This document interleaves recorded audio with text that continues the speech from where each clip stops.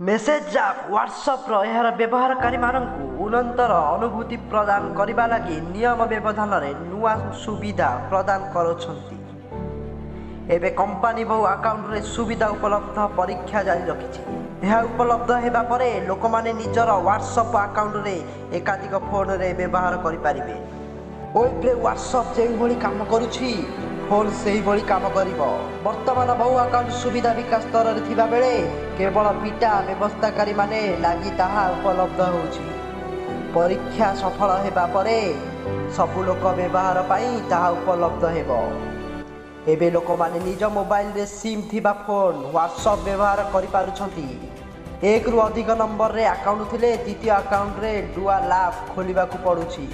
भिन्न भिन्न आप जरिया परिचालना होउची। मात्र बहु अकाउंट सुविधा उपलब्ध होगा पर डुआल ऐप दरकार पड़ो ना। हाँ दर्शक बंधु अन्य फोन मध्य निज अकाउंट खोली हेबो। चलित वर्ष व्हाट्सएप पक्षरु लोक मानक लगी बहुत नुआ सुविधा आरंभ करा जाउची।